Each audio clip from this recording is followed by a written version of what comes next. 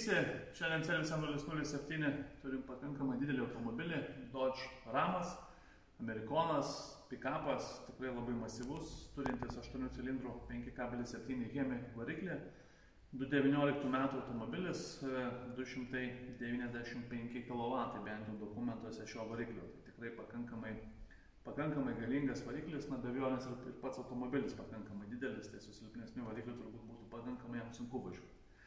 Automobilį išbandėm tiek mieste, tiek už miesto, autostradoje, tikrai pakankamai dinamiškas, puikiai važiuojantis, tyliai važiuojantis, gerai važiuojantis, nekelia kažkokio didelio diskomforto dėl savo tokių gabaritų, tikrai be jokių problemų. Galima važinėti, kad ir kaip jisai kelyje atrodo, tikrai pakankamai smagus vairuoti automobilis.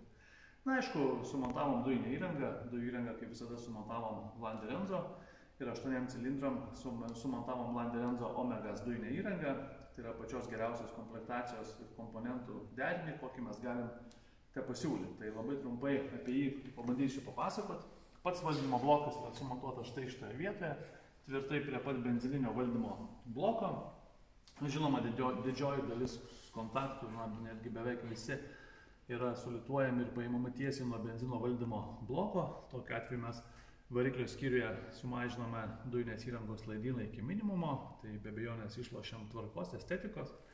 Sumontuojam du didžiausio galingumo reduktorius Lande Renzo LI10 Turbo Oversize, juos sumontuojam štai šitame kampe prie nugarinės dalies. Vėlgi stengiamės kuo mažiau atimti vietos variklio skyriuje, tam, kad būtų galima prieiti prie kitų komponentų variklio skyriuje, atlikti aptarnavimus ir panašiai. Dujų vožtuvą kartu ir skystos fazės filtrą nemontuojam nei vieno to vožtuvo ant reduktoriaus, montuojam jį atskirai. Tai yra padidinto didžiausio pralaidumo BBFC dujų vožtuvas, kartu ir skystos fazės filtras.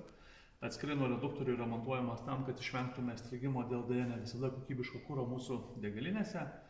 Taip ir patogu aptarnauti, pakeisti filtrą, jokių problemų, bet kada greitai ir paprastai tai galima padaryti.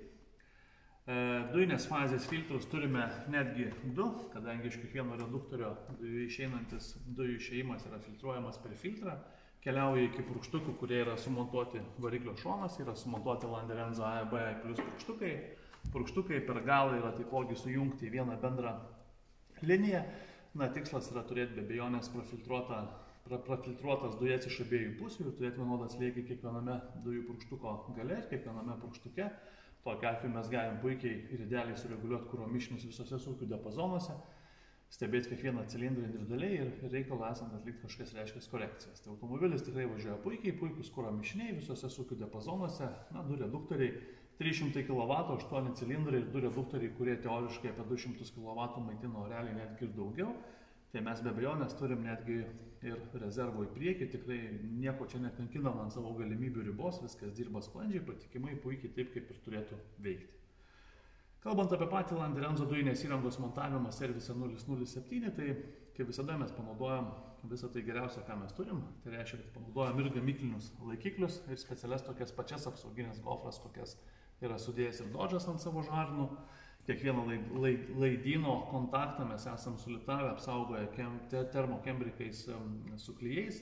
Visą laidyną vėlgi adaptavom konkrečiai šiam variklio skyriui. Jokių apendicitų, tokių laidų, žmutų niekur nepalikom suvyniotų į vietą. Visi laidų ilgiai yra parinkti tokie, kokių jų reikia. Tie laidai yra sugrupuoti, įvilkti apsauginės gofras ir tos gofras, aiškiai, dar papildomai izoliuotos. Viskas atrodo tvarkingai, patikimai. Purkštukų akumuliatoriai, galėje viskas yra tvirtai pritvirtinta, ne kažkur numesta, ne kažkokiais samarėzai susukiota, o taip, kaip iš tikrųjų reikia ir taip, kaip turi būti. Dujinės įrangos saugiklis vėlgi yra išvedamas lengvai prieinamoje vietoje, tam, kad tech apžiūros metu, jeigu būtų prašoma, būtų galima tą saugiklio vietą pademonstruoti. Tai tiek būtų apie variklio skyrių ir Lande Renzo dujinę įrangą sumontuotą aplink variklį, o toliau parodysiu mygtuką bei dujų balioną ir pildymą. Tai dujų mygtukas yra montuojamas ten, kur jo pageidauja klientas. Čia turime truputį dešiniau vairo, truputį žemiau start mygtuko. Tai nuotrauką pridėsiu, bus galima pasižiūrėti. Sumontuotas apvalus dujų mygtukas. Dujų pildymas yra padaromas prie benzino užpilimo vietos.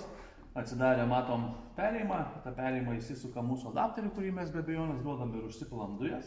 Dujų pildymą tiek video, tiek foto galėsit pamatyti, taipogi pridėsiu, labai nesunkiai rasit. Na ir dujų balionas čia yra sumontuojamas atsarginio rato vietoje.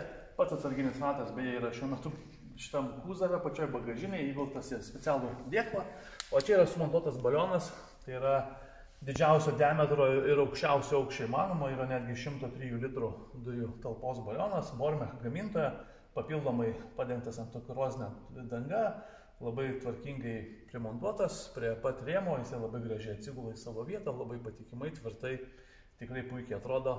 Lauke dar padarysiu kelias foto, kad matytųsi, tai galėsite irgi pasižiūrėti ir įvertinti.